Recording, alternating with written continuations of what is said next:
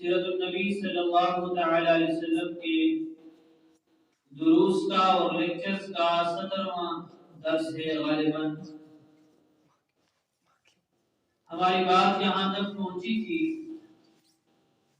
کہ نبی کریم صلی اللہ تعالی وسلم کے پیارے صحابی حضرت سیدنا سلمان فارسی رضی اللہ تعالی عنہ مسلمان ہوئے۔ ان کی بات ہم نے تفصیلاً سنی، اور دوسرا بڑا کام آذان کی مشروعیت، آذان کی ابتدا جو بھی ہے وہ بھی مدینہ منورہ پہنچنے کے بعد بڑا کام ہوا۔ اسی پہ ہم بات کر رہے تھے۔ اب نبی کریم صلی اللہ علیہ وسلم نے دیکھا جب مہاجرین صحابہ کرام اللہ جل جلالہ کے لیے اپنے اہل و عیال، رشتہ دار، گھر بار چھوڑ کے آگے، تو نبی کریم علیہ السلام نے انصار کو مواخات کا حکم دیا۔ بڑا کام جو مدینہ میں ہوا ان میں سے ایک مواخات مدینہ بھی ہے۔ مواخات کا معنی ہے بھائی چارگی، بھائی بندی، تاکہ یہ مہاجر صحابہ جو اہل و عیال کو چھوڑ کے دور ہوئے ہیں، ان کی جو وحشت ہے، پریشانی ہے، وہ انصار کے ساتھ مل کر وہ پریشانی دور ہو جائے۔ مکہ مکرمہ سے آنے والے صحابہ کرام جو ہجرت کر کے آئے انہیں مہاجر کہتے ہیں، اور جو صحابہ کرام مدینہ منورہ میں رہتے تھے مسلمان، ان کو انصار کہتے ہیں۔ اللہ کے پیارے نبی سرور عالم صلی اللہ علیہ وسلم نے انصار مدینہ اور مہاجرین مکہ کے درمیان میں بھائی چارگی کو قائم کیا۔ یہ مواخات ایسا زبردست نظام ہے کہ صحابہ کرام نے اس کی مثال قائم کر دی کہ ایک تو اپنا انسان کا بھائی وہ ہوتا ہے کہ ماں کہے یہ تمہارا بھائی ہے، باپ بتائے یہ تمہارا بھائی ہے۔ حضرات صحابہ کرام اتنے خوش تھے کہ یہ جو ہمارا بھائی بنا دیا گیا مہاجر اور ایک جو ہے، تو گویا یہ تو ہمیں حضور سرور عالم صلی اللہ علیہ وسلم کی زبان سے ارشاد فرمایا کہ تمہارا بھائی ہے۔ یہ سب سے اعلیٰ مقام۔ تو بہرحال ایک صحابی مہاجر اور ایک انصار، ان دونوں کے درمیان میں اللہ کے پیارے نبی سرور عالم صلی اللہ علیہ وسلم نے مواخات کا رشتہ قائم فرما دیا۔ اور میرے دوستو، صحابہ کرام نے نبی کریم علیہ السلام کی بات کا اتنا لاج رکھا کہ صحابہ کرام رضوان اللہ تعالی علیہم اجمعین نے اپنی ہر چیز اپنے بھائی کے سامنے پیش کر دی۔ مواخات تقریباً 2 بار ہوئی، لیکن جو اصلی وقت مواخات کے نام سے پہچانی جاتی ہے وہ ہجرت کے 5 مہینے بعد 45 تقریباً مہاجرین اور 45 انصار کے درمیان ہوئی، اور یہ مواخات حضرت انس رضی اللہ عنہ کے مقام کے اندر صحابہ کرام موجود تھے، وہاں پر ہوئی۔ چند کے نام میں آپ سے عرض کر دیتا ہوں۔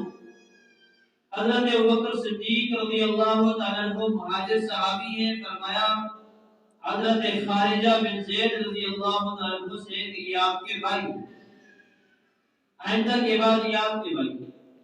حضرت عمر بن خطاب رضی اللہ تعالیٰ عنہ، حضور صلی اللہ علیہ وسلم نے عثمان بن مالک رضی اللہ عنہ کہا کہ یہ آپ کے بھائی۔ اسی طرح سعد بن معاذ رضی اللہ تعالیٰ عنہ کو فرمایا اے سعد، ابو عبیدہ بن جراح رضی اللہ تعالیٰ عنہ تمہارے بھائی۔ اسی طرح سعد بن ربیع رضی اللہ عنہ کو فرمایا ایسا عبد الرحمن بن عوف رضی اللہ عنہ تیرے بھائی ہیں، حضرت سلامہ بن سلامہ زبیر بن عوام رضی اللہ عنہ تیرے بھائی ہیں، اوس بن ثابت کو فرمایا حضرت سیدنا عثمان بن عفان رضی اللہ عنہ تیرے بھائی ہیں، کعب بن مالک سے فرمایا طلحہ بن عبید اللہ رضی اللہ عنہ یہ تمہارے بھائی ہیں۔ اسی طرح چلتے جائیے، جب ساری مواقعات ہوتی رہی، آخر میں حضرت سیدنا علی البرقضہ شیر خدا رضی اللہ عنہ بچ کے اب انصار صحابہ ختم ہوئے۔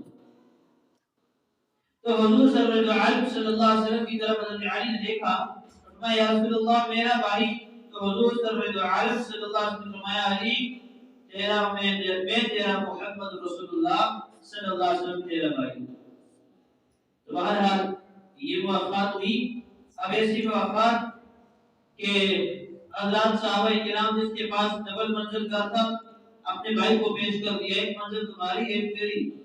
کسی کے پاس باغات تھے، کہا یہ باغات آدھے تمہارے آدھے میرے ہو گئے، پیسے تھے تو اس طرح پھینکے، کہا یہ آدھے میرے ہیں آدھے آپ کے ہو گئے، ہر چیز کے اندر شریک کر دی، کیونکہ مہاجرین مکہ سے آئے تھے، کمزور تھے، اور اللہ کے نبی نے جب بھائی بنایا تو صحابہ نے سب چیزیں قربان کر دی، حتیٰ کہ اگر کسی کی بیویاں دو تھی، تین تھی، چار تھی، تو اس نے اپنے بھائی سے کہا کہ اے میرے بھائی اگر تجھے یہ بھی چاہیے کہ میں شادی کرنا چاہتا ہوں تو آپ حکم کر دیجئے، میں اپنی کسی ایک بیوی کو طلاق دے دیتا ہوں اور عدت گزرنے کے بعد آپ اس سے شادی کر دیجئے گا۔ اتنی قربانی دینے کی انتظار۔ لیکن مہاجر صحابہ بھی تو پھر مہاجر تھے، ہماری دامنی کے سامنے کوئی پیش کرے تو وہ چھین کے اٹھا لو دیتے ہیں۔ ہم کو کوئی کہے بھائی کہ میں اپنی بیوی چھوڑتا ہوں آپ کو روٹی کے چھوڑ دوں، اس طرح تو نہیں تھا۔ مہاجرین صحابہ کرام نے بھی مثال پیش کر کے بتائی۔ مہاجرین نے کیا کیا؟ حضرت عبد الرحمن بن عوف رضی اللہ عنہ غالباً اور ایک صحابی فرمانے لگے کہ نہیں میرے بھائی اس طرح نہیں ہے، آپ مجھے ایک رسی اور ایک کلہاڑی دے دیں اور مجھے جنگل کا راستہ بتا دیں، میں وہاں پر جا کے لکڑیاں کاٹ کے لا کے بیچوں گا، آپ کے اوپر بوجھ نہیں ہوگا۔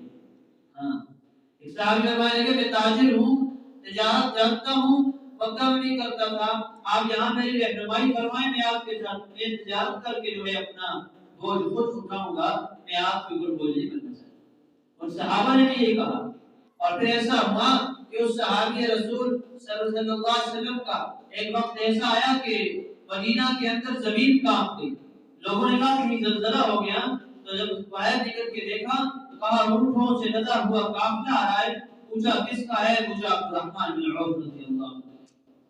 تو مدینہ میں آیا تھا تو کچھ بھی نہیں تھا، لیکن محنت کی ہے، محنت کی ہے، دین پہ چلے ہیں، دین کے لیے استعمال کیا مال کو، اللہ نے اتنا مال دیا کہ مدینہ منورہ کے اندر جب تشریف لائے تو اتنا مال مل گیا۔ تو مدینہ منورہ میں بڑا کام یہ ہوا مواقعات مدینہ۔ اب اس کے بعد اگلی بات بھی آپ سمجھ جائیں، اصل میں نبی کریم صلی اللہ علیہ وسلم کی ہوشیاری، حضور کی عقل مندی اور کیا ذہن اللہ نے عطا فرمایا محبوب کبریا صلی اللہ علیہ وسلم کو، کیا بہترین سوچ۔ آپ اندازہ لگائیں کہ اب یہاں پر مسلمان کمزور ہے مدینہ میں، کچھ مسلمان صحابہ کرام وہاں سے آئے 70 80 45 40 اور کچھ 100 200 مسلمان ہوں گے جو مدینہ میں موجود ہیں، اتنے ہی ہے نا جی۔ اب یہاں مسلمان تھوڑے سے ہیں، باقی مدینہ میں آپ بھی جانتے ہیں، یثرب میں آپ کو کیونکہ سیرت سن چکے ہیں، یثرب کے اندر باقی جو لوگ تھے ان میں یہودی عذابات تھے بہت۔ اب یہودی بڑے جو قبیلے تھے، بنو قریظہ، بنو قینقاع اور بنو نذیر، یہ تین قبیلے تھے، جس طرح ہمارے یہاں ہوتے سواتی گجر فلاں، یہودیوں کے عام قبیلے تھے، بنو قریظہ، بنو قینقاع، بنو نذیر، یہ تین بڑے قبیلے تھے۔ یہودیوں کے وہاں پر زراعت اور تجارت پر غلبہ، بہت مالدار تھے معاشی اعتبار سے بھی، اور یثرب میں گویا یہودیوں کی حکومت ہے، یہاں تھوڑے سے مسلمان ہیں، یہودیوں کی حکومت ہے، یہودی ہر جگہ غالب ہیں، تو مستحکم حالت میں، اور باہر مکہ میں دیکھیے تو مشرکین مکہ خلاف ہے، مشرکین مکہ مسلمانوں کے خلاف ہے، وہاں ان کے دشمنان زیادہ ہیں، تو سرور عالم صلی اللہ علیہ وسلم نے ایسا ذہن استعمال فرمایا کہ کہیں ایسا نہ ہو باہر کی قوت مکہ کی قوت اٹھ کے مدینہ والے یہودیوں سے مل کر مسلمانوں پہ حملہ کے لیے تیار نہ ہو جائے. ہو سکتا تھا نہیں مشرکین آ جاتے یہاں یہودیوں سے بیٹھ کے فیصلہ ہو جاتا چلو مل کے مسلمانوں پہ حملہ کرتے ہیں، پھر تو مسئلہ. نبی کریم علیہ السلام نے مدینہ پہنچنے کے ساتھ جو ایک کام بڑا کیا وہ یہ کام کیا کہ سرور دو عالم صلی اللہ علیہ وسلم نے میثاق مدینہ کے نام سے ایک وعدہ کیا، جس کو میثاق مدینہ کہتے ہیں. وہ وعدہ کیا حضور صلی اللہ علیہ وسلم صلی اللہ علیہ وسلم نے بنو قریظہ، بنو قینقاع اور بنو نذیر کے ساتھ. اللہ کے نبی علیہ السلام وعدہ فرماتے ہیں کیوں؟ اس لیے کہ بھائی کہیں یہ کمزور مسلمانوں کو دیکھ کر باہر کی قوت اندر کی قوت سے مل کے ہمارے اوپر حملے کی پلاننگ نہ کر دے، نقصان نہ پہنچا دے. اب اس کے اندر کچھ خاص شرائط رکھی گئی. اس معاہدے کے اندر نبی کریم علیہ السلام نے جو کیا کچھ خاص شرائط رکھی گئی، جن میں سے کچھ میں آپ کے سامنے عرض کر دیتا ہوں. یہ بڑی شرائط جو تھی، بسم اللہ الرحمن الرحیم لکھا حضور صلی اللہ علیہ وسلم نے. یہودیوں کو بلایا اور بلا کے پھر ایک معاہدہ لکھا، بسم اللہ الرحمن الرحیم. یہ تحریری عہد نامہ ہے محمد نبی امی صلی اللہ علیہ وسلم کی طرف سے، یہ اردو ترجمہ سنا رہا ہوں، اور ان کی طرف سے مسلمانوں کے درمیان اور یہود کے جو مسلمانوں کے تابع ہوں اور ان کے ساتھ الحاق چاہیں. تو فرمایا اس کے اندر اللہ کے نبی نے کچھ شرائط رکھی کہ پہلی بات تو یہ ہے کہ قصاص اور خون کا حق کے جو طریقے قدیم زمانے سے چلے آ رہے ہیں وہ اب بھی قائم ہے. مثلا کسی قبیلے کے آدمی نے دوسرے قبیلے کے آدمی کو مار دیا تو پہلے بھی اس کے بدلے میں قصاص تھا، خون کا حق دیت کی جاتی تھی. ہمارے درمیان یہ معاہدہ ہے کہ اب بھی یہ فیصلہ قائم رہے گا مدینہ میں. اچھا اس کے بعد ہر گروہ کو عدل و انصاف کے ساتھ اپنی جماعت کا فدیہ دینا ہوگا. یعنی اگر کوئی قیدی بن کے آ جائے، مثلا مسلمانوں کے پاس یہودی آ گیا قیدی کسی بھی قبیلے کا ہے، تو ہر قبیلہ جس قوم قبیلے کا ہے وہ لوگ فدیہ ادا کر کے اپنے غلام کو آزاد کریں گے. یہ بھی اس کے اندر لکھا گیا. اور جس قبیلے کا وہ قیدی ہوگا فدیہ بھی وہی قبیلے والے ادا کریں گے. اس کے بعد ایک تشریف بڑی یہ بھی تھی کہ کوئی مسلمان کسی مسلمان کو کسی کافر کے مقابلے میں قتل کرنے کا مجال نہ ہوگا، اور نہ کسی مسلمان کے مقابلے میں کسی کافر کی کسی قسم کی مدد کی اجازت ہوگی. یعنی مسلمانوں کے خلاف اگر کوئی مدد مانگے تو کوئی یہودی بھی اس کے جو ساتھ مل کے مسلمانوں کے خلاف مدد نہیں کرے. یہ لکھا گیا. اور ایک فرمایا جس طرح ایک بڑے مسلمان کو کسی کو پناہ دینے کا حق ہے، مثلا سیدنا صدیق اکبر رضی اللہ تعالیٰ عنہ ہیں، اگر وہ کہتے ہیں میں نے فلاں آدمی کو پناہ دے دی، اب مسلمان اس سے نہیں ڈرتے تھے، تو حضور نے فرمایا لکھو اگر کوئی غریب آدمی کوئی ادنا آدمی اگر وہ بھی کسی کو پناہ دے تو اس کی پناہ بھی قبول کی جائے گی، اس آدمی کو بھی کچھ نہ. حضرت بلال غلام ہے اور بلال کھڑے ہو گئے کہ میں نے فلاں آدمی کو پناہ دی، یہ میرے ذمہ داری میں پناہ مطلب یہ، تو حضرت بلال کی بات کو بھی قبول کریں گے. یہ نہیں کہ بلال تو غلام ہے چھوڑو جی اس کو بھی ذات کی وجہ سے ہمارے یہاں پہ خانوں کی بات مانو غریب کو چھوڑو، یہ بات نہیں ہونی چاہیے. یہ بھی اس کے اندر بڑی بات تھی. اور اس کے بعد لکھا کسی کافر اور مشرک کو یہ حق نہ ہوگا کہ مسلمانوں کے مقابلے میں قریش کے کسی جان یا مال کو بنائے. یعنی یہودی جو یہاں آباد ہیں اگر مکہ سے کوئی قریشی کافر آ جاتا ہے تو یہودی اس کو اپنے گھر میں نہیں چھوڑیں گے، یہودی اس کو اپنے گھر میں نہیں چھوڑیں گے اور اس کے مال کو اپنے گھر میں نہیں رکھیں گے. یہ بھی اس میں لکھا گیا. اور پھر لکھا کہ اگر جنگ ہو جائے، اگر مسلمانوں کے ساتھ کسی بھی قبیلے کی جنگ ہو جائے، قریش کی، مکہ والوں کی، کسی کی بھی، تو یہودی اس بات کے پابند ہوں گے کہ وہ مسلمانوں کا ساتھ، اور مسلمان بھی اس بات کے پابند ہیں کہ یہود پہ اگر حملہ ہو جائے تو مسلمان ساتھ ہیں. اچھے مسلمان تو الگ تھے لیکن پھر بھی کیونکہ موافقت وثاق ہو رہا ہے مدینے کا، معاہدہ ہو رہا ہے، تو وہی ٹھیک ہے. اور فرمایا اگر کوئی آدمی اس معاہدے سے کو توڑنا چاہے، نکلنا چاہے، تو اس پر ضروری ہوگا کہ وہ حضور صلی اللہ علیہ وسلم کو اس کی اطلاع کر دے. حضور کی اجازت کے بغیر کوئی آدمی اس معاہدے کو نہیں توڑ سکے، یہ بھی اس کے اندر لکھا گیا۔ اور لکھا اگر مسلمان کسی سے صلح کرنا چاہیں تو یہودی بھی اس سے صلح کریں گے اور ان کی بھی صلح کرنا ضروری ہوگی، یعنی اس سے مشورہ کریں گے۔ اور اس طرح کسی مسلمان کو اگر قتل کر دے اور گواہی موجود ہو تو قصاص لیا جائے، اگر قصاص نہیں ہے تو پھر مقتول سے جو ہے مقتول دیت وغیرہ پر اگر راضی ہو جائے تو دیت بھی لے کے دیں گے اس کو۔ یہ بھی اس معاہدے کے اندر آیا۔ اور پھر یہ لکھا کہ جب کبھی کوئی جھگڑا یا کوئی اختلاف پیش آئے تو اللہ اور اس کے رسول صلی اللہ علیہ وسلم کی طرف رجوع کریں گے۔ سبحان اللہ، حضور کا کیا بہترین انداز تھا، کیسا بہترین وعدہ لے لیا۔ اب یہودی بھی اس میں پابند ہو گئے، پابندی آ گئی۔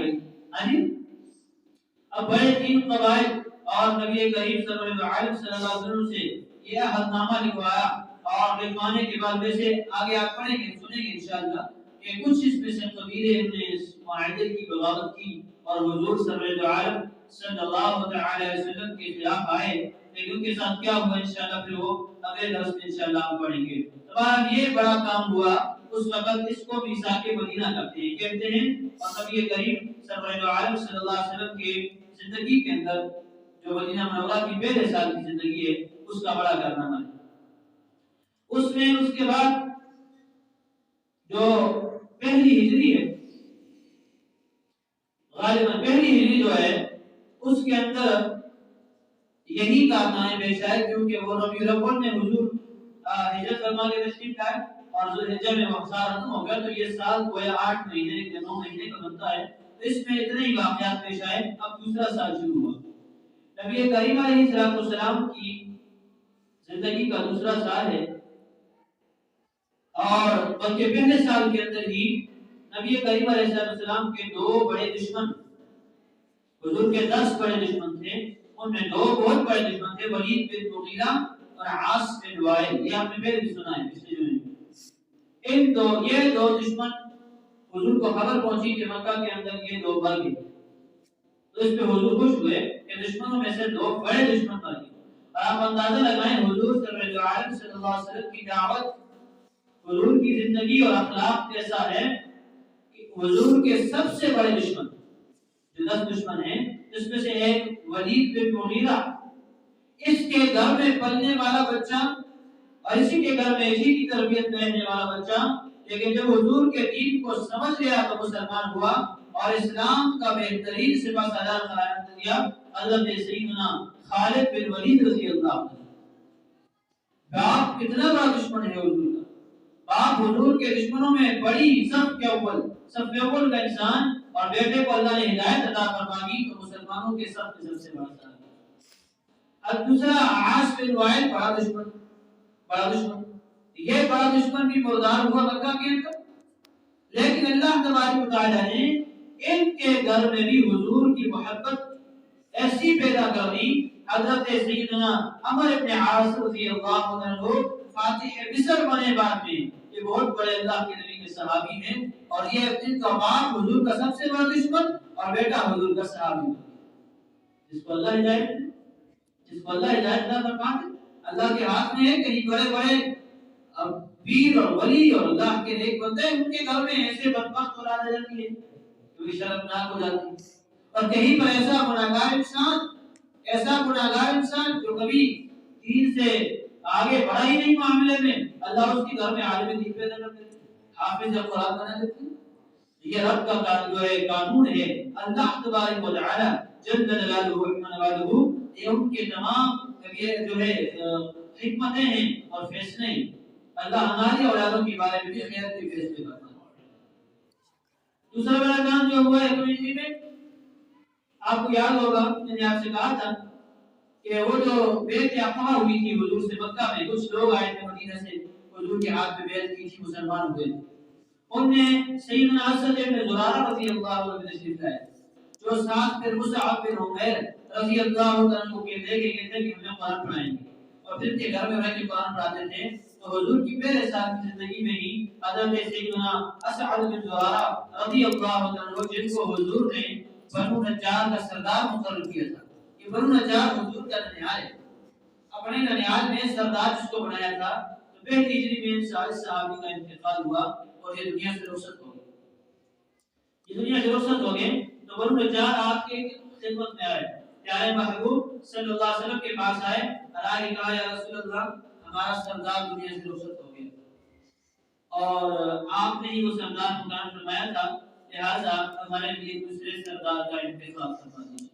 تو نبی کریم علیہ السلام کو اپنے رشتہ داروں سے بڑا پیار تھا، اس لیے حضور نے رشتہ داری کو جوڑنے کا حکم عطا فرمایا.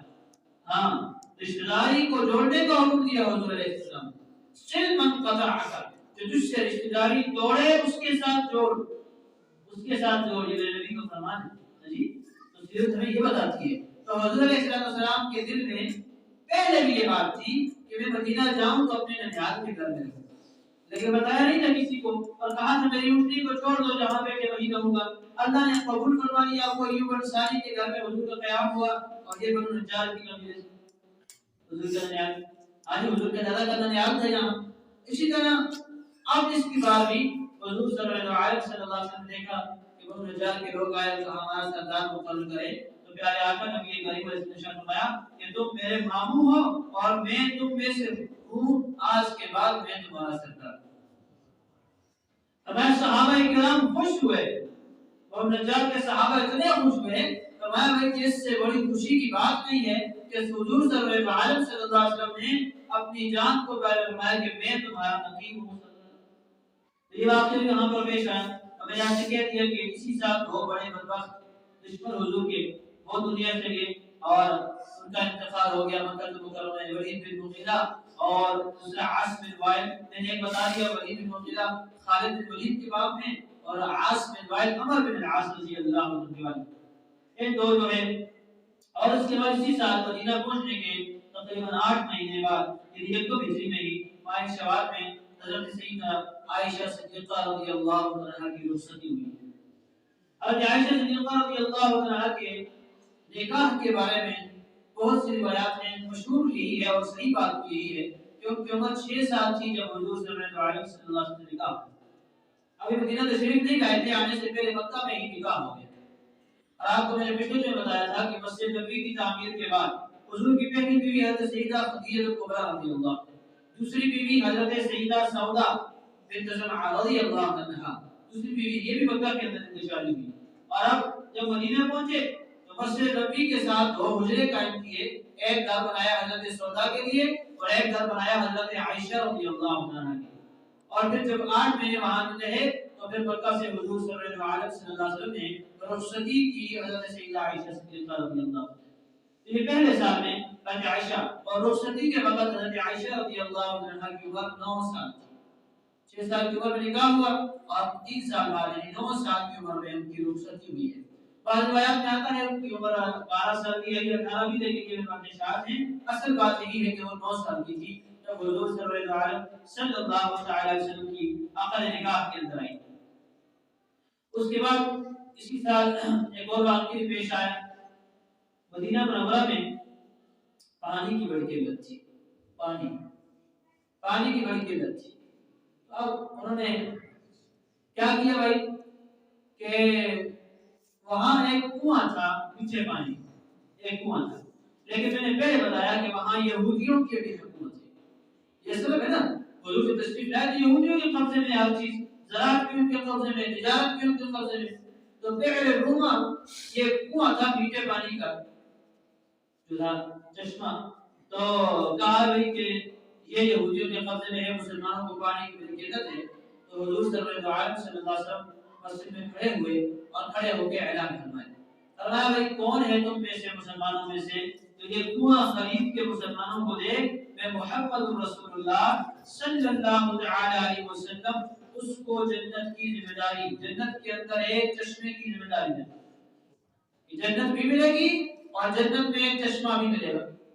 حضور صلی اللہ علیہ وسلم نے اعلان کیا تو فقراء مسلمین جو تھے اور جو مکہ سے آئے تھے اتنا مال تو کھا رہے کہ کنواں خریدنا، تو وہ تو پریشان ہوئے نا، مشکل تھے. لیکن اتنے میں حضرت سیدنا عثمان غنی رضی اللہ عنہ کھڑے اور کھڑے بھی فرمایا رسول اللہ صلی اللہ علیہ وسلم کیا آپ دے اور خرید کے دے دوں، میری ذمہ داری اٹھاتے ہیں؟ میں ہاں عثمان بھی اٹھاتا ہوں۔ تو یا رسول اللہ یہ دیجیے پیسے اس یہودی کو دے دیجیے، یہ کنواں آج سے میں وقف کرتا ہوں، اس سے مسلمان جہاں جس وقت چاہے پانی بھر کے لے جا سکتے۔ سبحان اللہ، کیا جذبہ تھا حضرت صاحب نے۔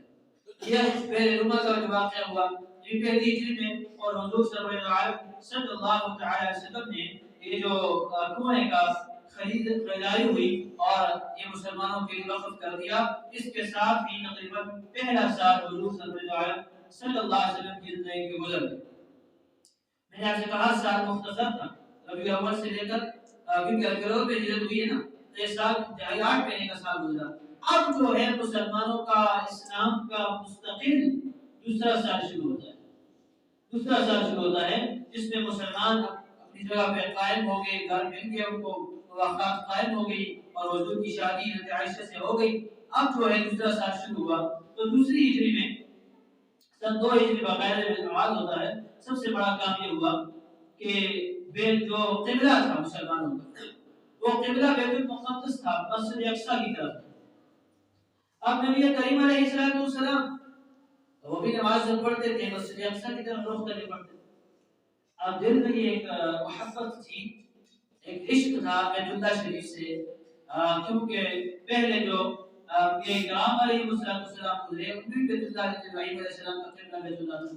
بعد میں بعض انبیاء کرام کا بیت المقدس بنا، تو نبی کریم صلی اللہ علیہ وسلم کے دل میں یہ خواہش تھی کہ اللہ کرے کہ قبلہ بیت المقدس کی بجائے بیت اللہ بن جائے، لیکن اللہ کا حکم ہے کہ بیت المقدس کی طرف نماز پڑھو، لہذا حضور صلی اللہ تعالی علیہ وسلم نے اس بارے میں کوئی جو ہے حکم ارشاد فرمایا۔ اسی اسنا میں حضور صلی اللہ علیہ وسلم جب مدینہ تشریف لائے تو اب اللہ تبارک و تعالی نے حکم عطا فرما دیا کہ تقریباً نصف شعبان سن 2 ہجری ہے، اور اللہ نے قرآن اتارا فَوَلِّ وَجْهَكَ شَطْرَ الْمَسْجِدِ الْحَرَامِ، اے اللہ کے پیارے محبوب صلی اللہ علیہ وسلم آئندہ کے بعد آپ اپنا قبلہ بیت اللہ شریف کو بنا دیجیے۔ اب جس مسجد میں حضور نماز پڑھ رہے تھے وہ ایک روایت میں آتا ہے کہ ظہر کی نماز تھی اور ایک عصر کی نماز تھی، تو ایک رکعت پڑھی اور دوسری میں ہی حضور نے اپنا رخ تبدیل کر دیا۔ تو حضرات صحابہ کرام نے بھی رخ تبدیل کر دیا، اور اس صحابہ کرام بھی حضور صلی اللہ علیہ وسلم کی ابتدا میں کھڑے ہو گئے۔ نماز مکمل ہوئی تو حضور نے فرمایا کہ اللہ کی طرف سے حکم آ گیا آئندہ کے بعد ہمارا قبلہ بیت اللہ شریف۔ اب جس مسجد میں وہ تھے اس میں دوسرا محراب بنا، ایک پہلے بیت المقدس کی طرف تھا، دوسرا محراب بیت اللہ شریف کی طرف بنا۔ آج بھی وہ مسجد موجود ہے، مسجد ذو قبلتین کہتے ہیں اسے۔ اس میں 2 محراب ہیں، اللہ ہم سب کو دیدار نصیب فرمائے، اللہ ہم سب کو وہاں نماز پڑھنے کی توفیق عطا فرمائے۔ تو 2 محراب ہیں، ایک اس طرف ہے اور اس طرف۔ سبحان تحویل قبلہ میں بڑی لمبی بات ہے، کیونکہ ہم نے سیرت مختصر پڑھی ہے، اس لیے اس بات کو یہیں پہ آپ سے عرض کر چکا۔ اب اس کے بعد جی سن 2 ہجری ہے، مسجد نبی بن گئی، حضرت عائشہ کا گھر بن گیا، دوسری بیوی کا گھر بن گیا۔ اب حضور صلی اللہ علیہ وسلم نے حضرت سیدہ فاطمہ الزہرا رضی اللہ عنہا کے لیے ایک گزرا بنایا۔ کیا گھر تھے، میں نے بتا دیا آپ کو، کھجوروں کے، اور ڈانٹتے تھے کھجوروں کی وہ چیزیں چار تھے، بس وہ کھڑے کر دیے اور کچی مٹی سے کمرہ بنا دیا، اوپر کھجوروں کا چھت ڈال دیے، یہ حضور صلی اللہ علیہ وسلم کے گھر تھے۔ تو وہاں پر اس طرف جو ہے وہ انہوں نے حضرت فاطمہ الزہرا رضی اللہ عنہا بنایا۔ اب نبی کریم علیہ السلام نے جو بڑا کام کیا وہ ایسا ہوا کہ کیونکہ اسلام یہ انسان کو جہالت سے نکال کر علم کی طرف لاتا ہے۔ اسلام میں روشنی ہے، جہالت اندھیرا ہے، اور روشنی میں اندھیرا نہیں ہوا کرتا، یہ آپ جانتے ہیں۔ لہٰذا اسلام نے ایک منظم نظام بنانا تھا تعلیم کا۔ صلی اللہ علیہ وسلم نے دوسرے سال ہی تعلیمی نظام کے لیے وہاں پر ایک مدرسے کی بنیاد رکھی، مسجد کے ساتھ ہی کیا رکھی، مدرسہ کی بنیاد رکھی، اور اس کو ہم آج تک اس نام کو وہ خانقاہ بنی، وہ درسگاہ بنی جس کا قیام ہوا، اور اس کو اصحاب صفہ وہاں کے طالب علموں کو کہتے ہیں، اور مدرسہ صفہ کہتے ہیں اس کو۔ صفہ عربی کے اندر صاحبان کو کہتے ہیں، چھت چبوترا۔ تو اس کے اندر حضور صلی اللہ علیہ وسلم نے مسجد کی ایک سائڈ پر ایک بنیاد رکھی ہے اصحاب صفہ کے لیے۔ تاکہ وہاں کے مسلمان جو کمزور ہیں اور فقراء وہ آ کر حضور صلی اللہ علیہ وسلم کی صحبت کریں اور حضور علیہ السلام سے دین سیکھیں۔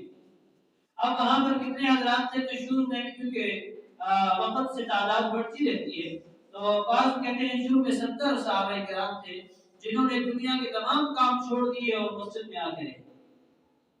کتنی بڑی قربانی ہے جی، کتنی بڑی قربانی ہے، اپنے سارے کام چھوڑ کے ایک آدمی زندگی گزارنے کے لیے مسجد کے اندر آ جائے، علی مسجد کے اندر آ جائے تو 70 آدمی، پھر اس کے بعد 80 ہوئے اور پھر آخر میں جب تعداد تھی تو وہ تقریباً 400 صحابہ کرام، اصحاب صفہ، صفہ کے چبوترے میں پڑھنے والے۔ اب میرے دوستو،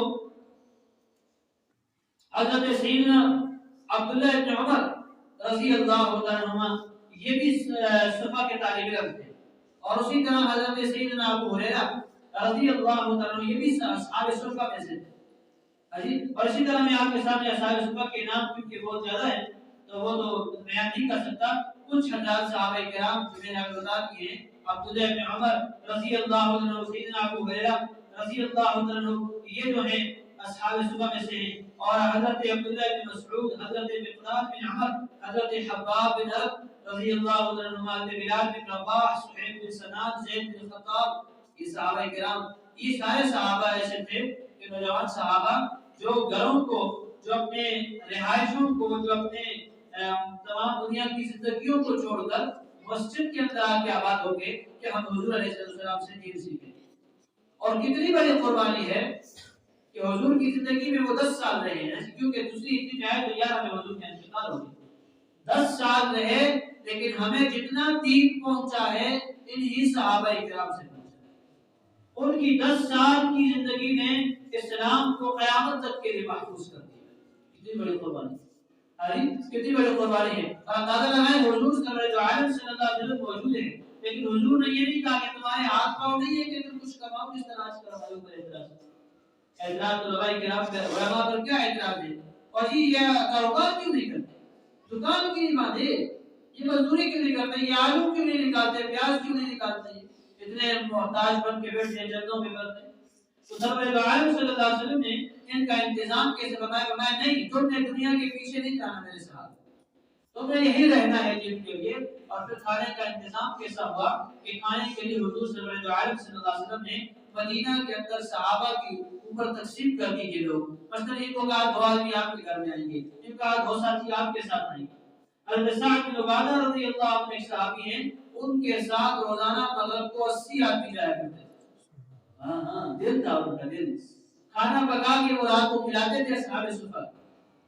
ہاں، اور پھر حکم دے دیا حضور صلی اللہ علیہ وسلم نے کہ بھائی ان صحابہ کرام کے ساتھ تعاون آپ نے کرنا ہے، یہ کیونکہ دین کی محنت میں مشغول ہیں۔ لہذا آپ اندازہ لگا دیکھو علماء کرام جہاں مسجد مدرسے کا قیام کریں، ہمارے ذہن میں پڑھ آتا ہے ان کو کیا تکلیف ہے کہ چلو پھر یہ بچوں کو پڑھا رہے ہیں، کیوں مانگ رہے ہیں پیسے؟ یہ کہ حضور صلی اللہ علیہ وسلم کی سنت اور 2 ہجری کا سب سے بڑا واقعہ ہے، اسلام ابتدا ہے اسلام کی، اور سب سے بڑا کام جو حضور نے پہلا کام کیا وہ تعلیم کا یہ کیا کہ صفہ کا قیام ہو گیا۔ دوستو صفہ کے اندر پڑھنے والے صحابہ کرام میں سیدنا ابو ہریرہ رضی اللہ عنہ فرماتے ہیں اب اتنی پریشانی اور مشقت بھی پڑے ہیں کہ ایک مرتبہ کہتے ہیں مجھے بھوک لگی، ایسی بھوک لگی کہ آپ کو اگر اندازہ ہو تو پیٹ میں جب کچھ بھی نہ ہو کئی دنوں سے تو ٹھنڈک محسوس ہوتی ہے انسان کو، اندر سے اس طرح کمزوری مچتی ہے کہ انسان مدد میں زمین کے ساتھ پیٹ رگڑتا تھا، اور ہماری کمر جھکنے کو تھی تو ہم اس میں چل رہے اپنی کمر سیدھی کرنے کے لیے پتھر باندھ دیا کرتے۔ ایسی حالت میں ایک دن تو میں اتنا بھوکا ہوا کہ میں باہر بیٹھا، میں اور دوسری بات یہ کہ ہمارے اندر حضور نے صلی اللہ علیہ وسلم نے اتنی صفت یہ ڈال دی تھی کہ کسی انسان سے سوال کرنا یہ ہمارے ذہن میں نہیں آتا کہ مانگ کے کھانے میں روٹی دے دو، یہ ہمارے ذہن میں تھا۔ تو میں بھوک سے جب نڈال ہوا تو میں باہر بیٹھ گیا، میں نے دیکھا سیدنا صدیق اکبر، بڑا دلچسپ واقعہ ہے، کہتے ہیں میں نے دیکھا سیدنا صدیق اکبر رضی اللہ عنہ تشریف لائے۔ اب میں نے سوچا کہ ان سے کیسے کہوں، کہنا تو مجھے آتا نہیں ہے، چلو ایسا کرتا ہوں ان سے قرآن کی ایک آیت سمجھتا ہوں، جب قرآن کی ایک آیت پوچھوں گا یہ اس کی تشریح کریں گے، اب میری طرف دیکھیں گے میرا چہرہ مجھے تو سمجھ جائیں گے بھوکا ہے، بھوک لگی ہے اس کو، تو تو گھر کو لے کے چلے جائیں گے مشکل آ گئی. تو فرمایا جب وہ آئے تو میں نے قرآن کی آیت پیش کی. میں نے کہا صدیق اکبر سے کہا، میں نے کہا اس کا ترجمہ اور سمجھا دیجیے مجھے. تو سیدنا صدیق اکبر نے وہ آیت سمجھائی اور تشریح کر دی، لیکن میری حالت کو نہ سمجھے اور چلے. میں اسی طرح بیٹھا تھا، دوسرے صحابی آئے، ان سے میں نے ایک آیت پوچھی، انہوں نے دیکھا وہ چلے. اب حضور صلی اللہ علیہ وسلم کو معلوم ہوا کہ سیدنا ابو ہریرہ رضی اللہ عنہ جو ہیں وہ اس حالت میں ہیں، اصحاب صفہ سارے کے سارے جو ہیں اتنی بھوک کے اندر ہیں. تو حضور صلی اللہ علیہ وسلم دعوت پہ جا رہے تھے. ایک صحابی نے دعوت کی تھی، تو صحابوں نے دیکھا دودھ کا ایک گلاس تھا، وہ پیالہ سا وہ پیش کیا. تو حضور صلی اللہ علیہ وسلم نے ابو ہریرہ کو آواز دی کہ ابو ہریرہ جاؤ جا کے اصحاب صفہ کو سب کو بلا کے جاؤ. کہتے آپ نے کہا ایک پیالہ دودھ ہے اور اصحاب صفہ 300-400 ہیں، اب سب کو بلا کے لاؤ. باہر میں بلا کے لے آئے. کہ جب سب بیٹھ گئے تو صلی اللہ علیہ وسلم فرمایا ابو ہریرہ یہ لو. جب مجھے کہا یہ لو تو میں خوش ہو گیا. بھوک لگی تھی اور انتہائی بھوک، میں نے کہا چلو اس کو پی. میں ابو ہریرہ پینا نہیں ہے، اس کو تقسیم کر دو. کیوں؟ آپ تقسیم کرو. اور سنت یہ ہے کہ تقسیم کرنے والا آخر میں پیتا ہے. سنت یہی ہے کہ تقسیم کرنے والا آخر میں کھائے اور اس کے بعد جو ہے تقسیم کرنے والے کا حصہ بھی ہونا چاہیے، چھوڑنا چاہیے. آپ کہتے ہیں میں اتنی بھوک کی شدت ہے ایک آدمی کو پیالہ دیتا ہوں، جب وہ منہ سے لگاتا ہے تو خود کہتے ہیں بعد میں مسکرائے فرمایا کہ میں دل میں سوچ رہا تھا کہ اب کیا بچے گا، اب کیا بچے گا، پیالہ ہے کہ تو پی جائے گا. کہا اس نے پیا تو پھر وہ شیر ہو کے پیا اور پیالہ مجھے واپس دیا. میں دوسرے صحابی کو دیا، کرتے کرتے سب نے پیا اور وہ پیالہ دودھ کا اسی طرح رہا. اب مجھے حضور صلی اللہ علیہ وسلم نے یہ پی لو. اب میں نے خوب سیر ہو کے وہ دودھ پیا، خوب سیر ہو گیا، لیکن پیالے میں دودھ تھا. پھر نبی کریم صلی اللہ علیہ وسلم نے وہ دودھ کا پیالہ لیا اور نوش فرمایا کہ ختم. تمہارا اتنی مشکلات کے اندر ان صحابہ کرام نے دین سیکھا اور آج تک جو ہمیں دین پہنچا، خدا کی قسم یہ اصحاب صفہ کی قربانی، اصحاب صفہ کی قربانی ہے.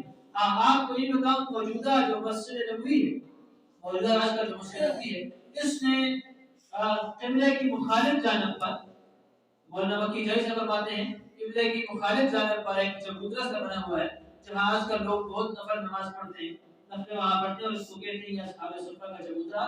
یہ بات غلط ہے، وہ اصحاب صفہ کا چبوترا نہیں ہے. ہم آزاد عمرے کے لیے آج کے لیے چاہیں اللہ سب کو دیدار نصیب کرے تو چاہیے کہ اس کے تمام احکام بھی سیکھیں اور کسی عالم سے پوچھ کے بھی جائیں، ہو سکے تو ساتھ لے جائیں. ہاں جی، تاکہ ہمیں آسانی ہو جائے، پتہ چلے کہ نبی کریم صلی اللہ علیہ وسلم وہاں کیا کیا. تو فرمایا وہاں پر وہ جو چبوترا نظر آتا ہے قبلے کی مخالف جانب، وہاں وہ چبوترا وہ اصحاب صفہ کا نہیں بلکہ وہ تو حضور کے زمانہ میں بھی اور بعد میں بھی مسجد نبوی سے باہر کا علاقہ تھا، مسجد نبوی سے باہر تھا. اور وہاں پر مسجد کے خدام جو خدمت کرنے والے، صفائی کرنے والے اور دوسرے وغیرہ اور مستری یہ آرام کیا کرتے تھے. اب وہ مسجد کے اندر آ گیا لیکن پہلے مسجد سے باہر. دوبارہ وہ جو اونچی جگہ بنائی ہے وہ اصحاب صفہ کا چبوترا نہیں. اللہ تعالیٰ جزائے خیر عطا فرمائے ترکیوں کو، ان ترکی قوم نے بڑا احسان فرمایا. ہمارے لیے نبی کریم علیہ السلام کی تمام تعمیرات، حضور علیہ السلام کے تمام واقعات کو جو ہے مسجد نبوی کے اندر انہوں نے رکھا، بڑی احسان انہوں نے فرمایا ہماری. آپ دیکھیں تو حضور کی جو اصلی مسجد ہے جو 7 ہجری میں قائم ہوئی، ترکی نے جو بنائی ہے تو اوپر سبز رنگ سے لکھ دیا کہ یہ جو مسجد ہے یہاں جو ستون ہے اس سے میرے نبی کریم علیہ السلام کی مسجد کی حد ہے. هذا حد مسجد رسول اللہ صلی اللہ علیہ وسلم، یہ اوپر لکھ دیا اور اس کو سبز رنگ کا ستون بنا دیا اور سنہرے حروف سے لکھ دیا. آپ 4 ستون سے پتہ لگتا ہے کہ یہ مسجد نبی حضور کے زمانے کی. اسی طرح آپ دیکھیں تو انہوں نے کیا کر دیا کہ جو اصحاب صفہ کا چبوترا تھا یہ حضرت میں سیدہ فاطمہ الزہرا رضی اللہ عنہا کا جو گھر ہے آپ مسجد میں آ چکا ہے، وہ گھر اس کے درمیان میں چھوٹا سا راستہ اور پھر سامنے اصحاب صفہ کا چبوترا تھا. تو اب جو ترکی حکومت آئی ہے اس نے کیا کیا، کتنا بڑا اقدام کیا، مسجد تو بڑی ہو گئی نا، وہ سارے گھر اس میں آ گئے. انہوں نے چھت کے اوپر جو چھت قائم کیا، چھت کے اوپر جا کے آپ دیکھیں گے انشاءاللہ مسجد نبوی میں، اللہ ہم سب کو دیدار نصیب فرمائے، چھت کے اوپر سنہرے رنگ سے وہاں پر انہوں نے کھجور کے خوشے بنائے ہوئے، کھجور کی ٹہنیاں. چھت میں آپ جائیں تو کھجور کی ٹہنیاں آپ کو ڈیزائن بنا ہوا نظر آئے. یہ ڈیزائن نشانی ہے کہ یہ جو کھجور کی ٹہنیاں ہیں ان کے نیچے اصحاب صفہ کا چبوترا تھا اور یہاں اصحاب صفہ پڑھ گئے. اللہ ہم سب کو دیدار نصیب. اور اس لیے لگائیں کہ کھجور سے کیا مناسبت ہے کہ وہاں نبی کریم علیہ السلام نے اعلان فرما دیا تھا. اعلان فرمایا، وہ اعلان کیا تھا کہ لوگوں جو بھی تم میں سے مالدار ہے کھجوروں والا ہے تو وہ اپنے درختوں سے ایک خوشہ ایک ڈالا جس سے کھجوریں لگی ہوئی ہوں وہ لے کے آ جایا کرے مدرسے والوں کو دیا کرے. اور جب وہ لے کے آ جاتے صحابہ کرام تو یہ صحابہ چھت میں اس کو اس طرح لگا دیتے. اب وہ کھجوریں پکی ہوئی ہوتی کوئی پکنے والی ہوتی کوئی کچی ہوتی جس طرح ہمارے یہاں انگور سب تو کچھ نہیں پکتا نا کوئی کالے ہوتے ہیں کوئی پکنے والے ہوتے ہیں کوئی کس طرح تو وہ ان کو لٹکا لیتے جو کھجور پک جاتی صحابہ کرام اس کو ٹہنی کے ساتھ سے ڈنڈے سے مارتے وہ نیچے آ جاتی وہ کھا لیتے. اس طرح خوشے لٹکتے تھے اوپر. تو ایک مرتبہ کہا کہ وہ حضور نے فرمایا کس میں آتا ہے حضور تشریف لائے تو دیکھا کہ خوشہ لٹک رہا ہے. حضور نے اس پر ڈنڈی لگائی تو سڑی ہوئی کھجوریں تھیں خراب کھجوریں. تو حضور نے دیکھا فرمایا کتنا اچھا ہوتا کہ یہ خوشہ لانے والا عمدہ قسم کی کھجور لے آتا. صدقہ کرنا ہے نا صدقہ کرنا ہے تو کوئی بات صدقہ کرو جو اچھا ہو جو بہترین ہو. کہا حضور نے یہ نہیں کہا کہ وہ آدمی ایسا ہے وہ جانتی ہے وہ فلاں ہے نہیں کہا کہ کتنا اچھا ہوتا ہے یہ کھجور کا جو خوشہ لانے والا ہے اگر یہ اچھی کھجور لے کے آئے اس نے خراب کھجور لے کے آئے. تو فرمایا وہاں پر بھی حضور نبی کریم علیہ السلام نے حکم بھی دیا کہ جب اللہ کے نام پہ صدقہ دینا ہو تو بہترین چیز صدقہ. ہمارے یہاں تو وہ ہے جو کپڑے پرانے ہیں وہ صدقہ کرنا. ہاں جی اور جو میت مر گئی میں اکثر کہتا ہوں والد صاحب کا انتقال ہوا رشتہ داروں کا انتقال ہوا اور اس کے کپڑے اتارے پیسے اتارے اس کی انگوٹھی گھڑی مہندی سب کچھ اتاری کوئی چیز صدقہ نہیں کرنی. اور جب نوالیہ نے ڈال کے نوالیہ جو جس سامان نہ نوالیہ اس کو رگڑے یہ سامان استعمال نہ کرے وہ شاموں دیکھیے گا وہ طالبہ ہو جائے طالبہ ہو جائے یہ مولوی صاحب کو چالو کرتے. ہاں جی یہ سامان استعمال نہ کرے وہ شاموں دیتا ہے وہ تولیہ جو میت کو صاف کیے تولیہ استعمال نہ کرے اس نے تو جسم خراب دیکھے گا نا مولوی صاحب کو چالو مولوی صاحب کو چالو. پہلے سے پرانی الماری میں نئے نئے سوٹ ہیں آجی سوٹ نئے نئے میں کیوں دی نشانی رکھتا جڑا کاٹن کا سوٹ ہے جس کے اندر پٹن ہے ایک بار کتاب میں ہو جاتا ہے ثواب ہوسی نماز پڑھی. ہمارے ہاں یہ سنتے کی میرا ہمارا معیار نہیں یہ سچ بولتا ہوں آپ کو جانتے ہیں میرا اپنا رات رات گھر میں دیکھے ہمارے خاندان میں دیکھے یہی معیار بنا ہے جو چیز خراب ہے وہ سب کرنا جو اچھی چیز ہے وہ کیوں دی نشانی انگوٹھی ہے چاندی کی بنی ہوئی خوبصورت کیوں دی نشانی ہے اب گاڑی ہے تو باؤ کی نشانی ہے کیوں دی نشانی ہے اور جو خراب ہے تو وہ بڑی سب تو اس لیے دوستو اگر صدقہ کرنا ہو اللہ کو دینا ہے تو پھر اللہ کے بیان نشان تو دو جب اس کا نشان تو دو. ہمارے اس کی مثال ہے ہمارے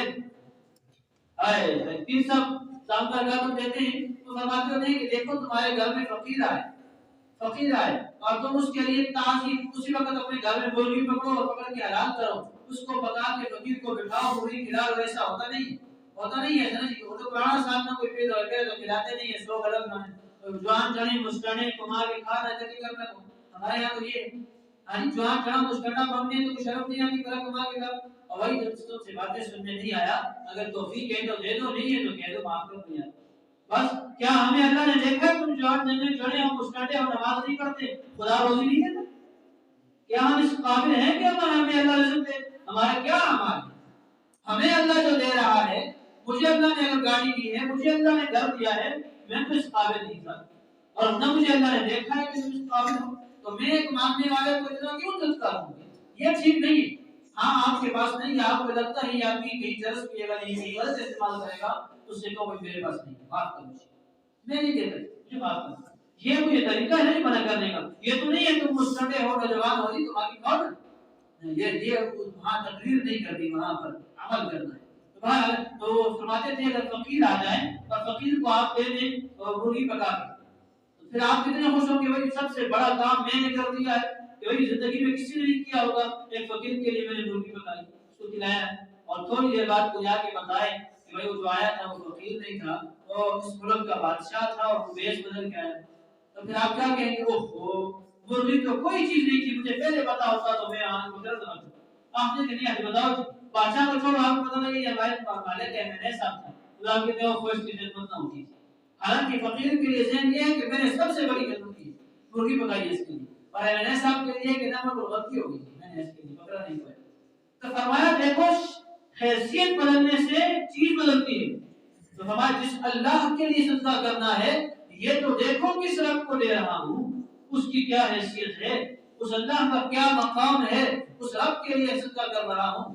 تو بہرحال اصحاب صفہ کا جو گزرا قیام ہوا اور قائم ہونے کے بعد سرور عالم صلی اللہ علیہ وسلم کی زندگی ہے دوسری ہجری ہے بات ختم کرتا ہوں یہاں سے آپ سے ضرور مختصر دعا نیاز کر کے ایک بات یہ کہ اب وہاں پر نبی کریم علیہ السلام نے 13 سال مکہ میں گزارے. کتنے بولو جی 13 سال. اور آپ سن کے آئے ہیں، یہ میرا آج 17واں جمعہ ہے، آپ سن کے آئے ہیں کہ حضور صلی اللہ علیہ وسلم پہ کتنی تکلیفیں آئیں کہ نہیں؟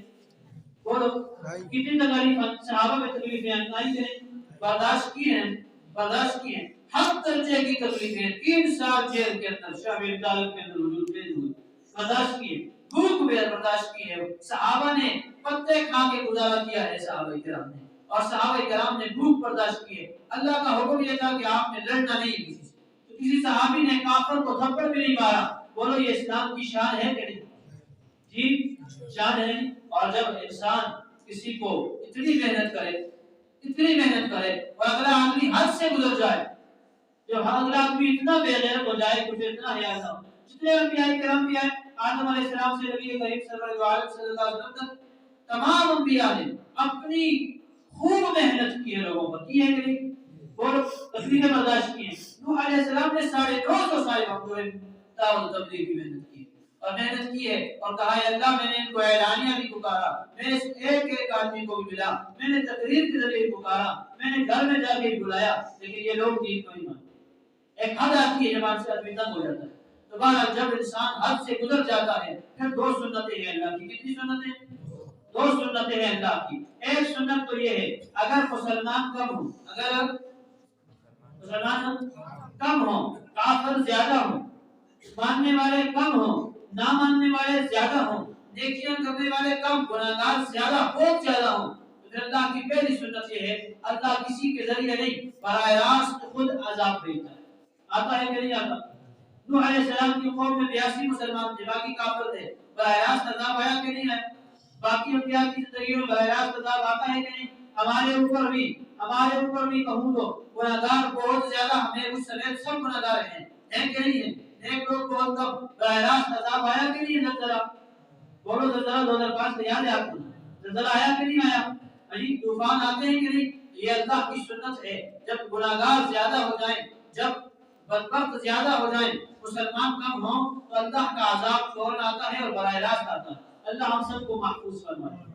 دوسری سنت یہ ہے اگر مسلمان زیادہ ہوں، اگر نیک لوگ زیادہ ہوں، کافر کم ہوں، ایک صورت، یا نیک لوگ زیادہ ہیں، کافر بھی زیادہ ہیں، لیکن مسلمانوں کی قوت اچھی ہے، تو پھر اللہ کیا کرتے ہیں؟ پھر اللہ یہ کرتے ہیں مسلمانوں کو حکم دیتے ہیں کہ تم نے مل کر اپنے اندر اتفاق پیدا کر کے، مسلمانوں اپنے اندر اتفاق پیدا کر کے جو کافر اسلام کے راستے میں رکاوٹ بن رہے ہیں ان کے ساتھ لڑنا ہے، اور اس میں اللہ پھر فرشتوں کو بھیجتے ہیں، پھر مدد کرتے ہیں. اللہ اس کو جہاد کہتے ہیں. کیا کہتے ہیں؟ بولو نام سے ڈرو نہیں، جہاد کے نام سے. ہمارا بیان آپ سنتے سنیں گے انشاءاللہ، تو لائف چل رہا ہے، میں صحیح کہہ رہا ہوں، جہاد کے نام سے ڈرو نہیں. بہت مرعوب لوگ ہیں جو جہاد کی 2 قسمیں ہیں. ایک جہاد وہ ہے مثلا جس کو دفاعی جہاد کہتے ہیں. میرے گھر کے اوپر کسی نے حملہ کر دیا، میں گھر میں بیٹھا تھا، میرے گھر پہ کسی نے حملہ کر دیا، مجھے گھر سے نکال رہا ہے اور میں آگے کھڑا ہو کے لڑ رہا ہوں، اسے کہتے ہیں دفاعی جہاد. کیا کہتے ہیں؟ بولو دفاعی جہاد. اور ایک جہاد یہ ہے کہ کافر مسلمانوں کے راستے میں رکاوٹ بن رہا ہے، تو پھر کافروں کے اوپر حملہ کرنا ہے. اگرچہ وہ کام اور نہیں کرتا، حملہ نہیں کرتا ہمارے اوپر، لیکن سازشیں کر رہا ہے، کم کر رہا ہے، تو اس کے اوپر حملہ کرنا، اسے کہتے ہیں اقدامی جہاد. کون سا؟ نبی کریم صلی اللہ علیہ وسلم نے دفاعی جہاد بھی کیا، اقدامی جہاد بھی کیا. اور ہمارے ہاں جو لوگ بیان کرتے ہیں، جو مجاہدین کی واقعہ بیان پہلے تو کرتے نہیں، ڈرتے ہیں بھائی جہاد سے، سارے ڈرتے ہو. حالانکہ مجاہد بننا فرض ہے. جو آدمی جہاد کا منکر ہے وہ کافر ہے. جس کے دل میں جہاد کا جذبہ نہیں، جو کہ میں مجاہد نہیں ہوں، وہ آدمی منافق مرے گا. کیا مرے گا؟ انشاءاللہ اگر وقت کی ضرورت پیش آئی، اسلام کے لیے جان دینی پڑی، تو ہم سب تیار ہیں انشاءاللہ. بولو انشاءاللہ. اس میں ڈرنا نہیں ہے.